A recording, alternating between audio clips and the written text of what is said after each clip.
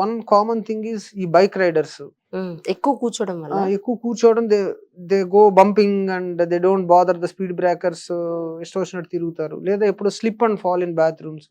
ఆ tail bone దగ్గర injury అవుతుంది తెలియకుండా. అది it will not heal that easily, తొందరగా హీల్ అవుతుంది.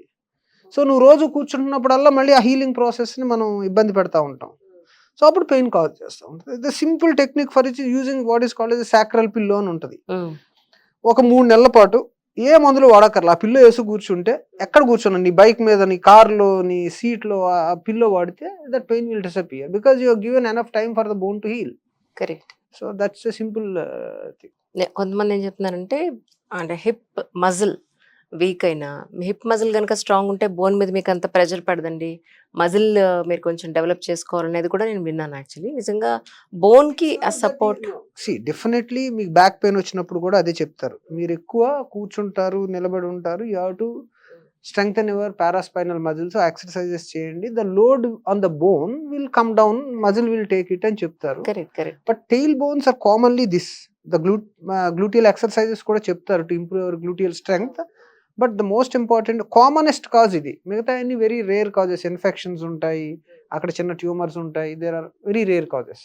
ఎస్పెషల్లీ ఇప్పుడు మన గోదావరి జిల్లాల నుంచి మీకు ఎక్కువ పేషెంట్స్ వస్తూ ఉంటారు కదా, ఎలాంటి ప్రాబ్లమ్స్తో ఎక్కువ చూస్తున్నారు మీరు ఫ్రమ్ లాస్ట్ 5 to 8 years అంటే over the period? One thing in the hips what we're seeing, hip joint pains తో యంగ్ పీపుల్ కి జాయింట్స్ పాడైపోతాం ఆఫ్టర్ కోవిడ్ చాలా ఎక్కువ. Hip joint is major joint కదా సార్. సో ఆ జాయింట్ ఎందుకు పాడైపోతుంది అంటే, ప్రాబబ్లీ ఈ కోవిడ్ లో తీసుకున్న vaccines probably is one of the cause. So ఆ వ్యాక్సిన్స్ లో ఒకటి ఏంటంటే, ఆ మైక్రో వెజల్స్ ని క్లాట్ అయిపోయినాయి. సో హిప్ బాల్ కి వెళ్ళే రక్తనాళాల్లో బ్లాక్స్ వచ్చేసి ఆ బాల్ చచ్చుబడిపోవటం. సో దానివల్ల వీ హ్యావ్ టు ఎయిదర్ రకరకాల సర్జరీస్ ఉన్నాయి దానికి, కోర్ డీకంప్రెషన్ అని, దాంట్లో కొంత మళ్ళీ స్టెమ్ సెల్స్ పెట్టడం అని, రకరకాల పద్ధతులు ఉన్నాయి, లేదా they end up in hip replacement. It's a very drastic major change that I have seen after the COVID. Post COVID చాలా మందిలో చూస్తున్నాం అండి అది. So that is the one of the major change that we have seen. Dermatology, cosmetology and ట్రైకాలజీలో చూస్తేనేమో hair ఊడిపోయినా hair implant చేయించుకుని యంగ్గా కనిపించాలనుకుంటున్నారు, skin వడిలిపోయినా మళ్ళీ ఫిల్లర్స్, బొటాక్స్ తోటి మళ్ళీ న్యూ ఫేసెస్ తోటి వస్తున్నారు. అలాగే లైఫ్ స్పాన్ని ఈ పెంచుకునే పాయింట్ ఆఫ్ వ్యూలో ఆల్మోస్ట్ ఒకనొకప్పుడు 60 అనేవాళ్ళు ఇప్పుడు 90, 100 వరకు కూడా బతుకుతున్నారు మనుషులు. సో యాజ్ ఎ డాక్టర్ మీరు ఇంత లైఫ్ చూసిన తర్వాత అసలు బతకడానికి ఇంత అవసరమా, ఆటోమేటిక్గా న్యాచురల్గా డెత్ వస్తుంది చేస్తాం, దీని గురించి బతకాలనుకోవడమే అనవసరం అని అనుకుంటారా, లేదంటే ఆ బతికే ప్రయత్నం చేయడం అవసరం అని అనిపిస్తుందా మీకు? See what ever you live with quality. మనం 60 ఏళ్ళు బతకొచ్చు, 90 ఏళ్ళు బతకొచ్చు. బీ మొబైల్, 90 ఏళ్ళ దాకా నడవగలగాలి. Don't be dependent. So learn to live with quality. So మనం చూస్తూ ఉంటాం చాలా మందిని, దే గెట్ ఒబేస్ అయిపోతారు, బాగా బరువు అయిపోయి కదలలేని పరిస్థితిలో ఉంటారు. దట్ ఈస్ సంథింగ్ మనం చేసుకున్నది, అది we did not work properly. So you see people that are crippled because they are not maintained their diet properly, లేకపోతే డయాబెటీస్ సరిగ్గా కంట్రోల్ చేసుకోలేరు, కాళ్ళు చేతులు తిమ్మిర్లు వస్తూ ఉంటాయి. నీకు డయాబెటీస్ ఉందని తెలుసు, నువ్వు ప్రాపర్గా ముందు నుంచి జాగ్రత్తగా ఉంటే ఆ పెరిఫెరల్ న్యూరోపతి అనే స్టేజ్కి వెళ్లకుండా కొంతవరకు కాపాడుకోవచ్చు. So it is not that ఎన్నాళ్ళు బతుకుతాం అని కాదు, బతికినన్నాళ్ళు ఎంత క్వాలిటీ లైఫ్తో బతుకుతాం. సో నా దగ్గరకు వచ్చే పేషెంట్లు చాలా మంది అదే అంటారు, 65 ఏళ్ళు వచ్చిన డాక్టర్ గారు ఇప్పుడు మోకాళ్ళు ఇంక మార్చి ఏంటి చేసేది. మోకాళ్ళు మార్చుకుని నువ్వు 70 ఏళ్ళు ఉంటే 70 ఏళ్ళు క్వాలిటీగా బతుకు, నీకు నువ్వు భారంగా, ఫ్యామిలీకి భారంగా అనిపిస్తా. Why do you want to live like that? బతికినన్నాళ్ళు హ్యాపీగా బతుకు. Absolutely. So that is what you should look at your life quality rather than don't try to prolong your life. Try to keep your life, whatever life is there, let us have it with good quality. జనరల్గా యూట్యూబ్లో మనకి పొద్దున్న లేస్తే బోల్డ్ అంత information ఉంటుంది, అది right ఆ wrong అనేది మనం తీసి పక్కన పెడితే, పుట్టినప్పటి నుంచి మనిషి చచ్చేంత వరకు కూడా బోన్ స్ట్రాంగ్గా ఉండాలి అని అంటే ఎన్నో చెప్తున్నారు కదా. ఇన్నాళ్ళ మీ ఎక్స్పీరియన్స్లో మీకేమనిపించింది actually? What is the best food for the bone అంటే? There is nothing like only food. It is only food and exercise. బోన్కి కావాల్సిందల్లా కాల్షియం. ఓకే. కాల్షియం మనకి బాగా ఉండాలి బోన్‌లో లోపల శరీరం లోపల అంటే ఇట్ ఈస్ వైటమిన్ డి ఉండాలి. సో, ఆ వైటమిన్ డి కావాలంటే మార్నింగ్ సన్ ఉండాలి.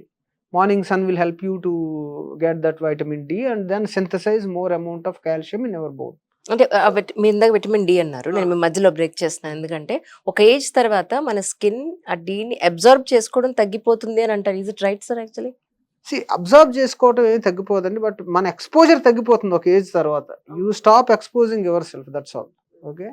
Second thing is absorption depends upon melanin quantity in the skin and so many other things. But మొత్తానికి అబ్జర్వ్ చేసుకోకుండా అయితే ఉండదు.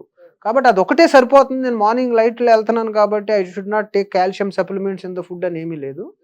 సో, కాల్షియం ఉన్నంత మాత్రాన బోన్ స్ట్రాంగ్‌గా ఉండదు. చుట్టూరు ఉండే మజిల్ యాక్టివిటీ ఉంటేనే ఆ మజిల్స్ స్ట్రాంగ్‌గా ఉంటాయి. ఫర్ ఎగ్జాంపుల్ మీకు ఎప్పుడో ఎముక్కి దెబ్బ తగిలి కట్టేసారనుకో ఎక్స్‌రే తీస్తే ఎముకలన్నీ సన్నగిల్లిపోయి కనపడతాయి. ఎందుకంటే because there is no muscle activity. The bones will become weak. So, మోకాళ్ళ నొప్పులకు కూడా అందుకే సైక్లింగ్ మంచిది కాదు, అరిగిపోతాయేమో అంటారు. సైకిల్ చేస్తే మంచిది. బికాజ్ కండరాలన్నీ కూడా ఎఫెక్టివ్‌గా ఉంటాయి చుట్టూరు. Cycling is good for this thing. So, muscle activity and good amount of exercise and sunlight అండి అంతే. Diet and exercise is only 2 things that keeps everything safe. Just not your knees, bones కాదు అన్నీ. True.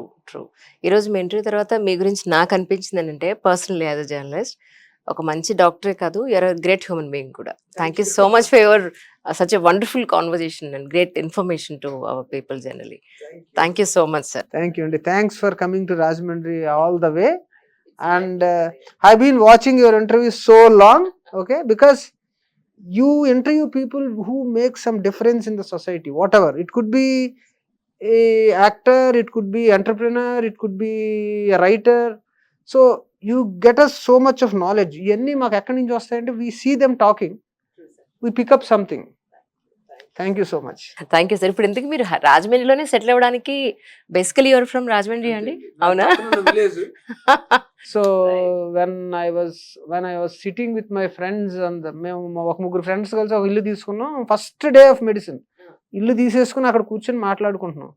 Next ఏంటి మనకు seat వచ్చింది ఇక్కడ కర్ణాటకలో. Next ఏంటంటే రాజమండ్రిలో గోకవరం బస్ స్టాండ్ లో ఒక హాస్పిటల్ పెట్టాలరా మనం. That's what I said.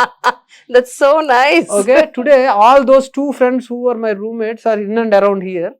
They tell in every party. వీడు అప్పుడు చెప్పేవాడు. అది ఇప్పుడు ఇలా ఇంప్లిమెంట్ చేశారు మొత్తానికి. So it was my dream. Like as a kid, it was my dream. Excellent. You made it. I made it. Yeah. Thank you so much, sir. Thanks, Thank you so very much, nice sir. meeting Nice you. meeting you.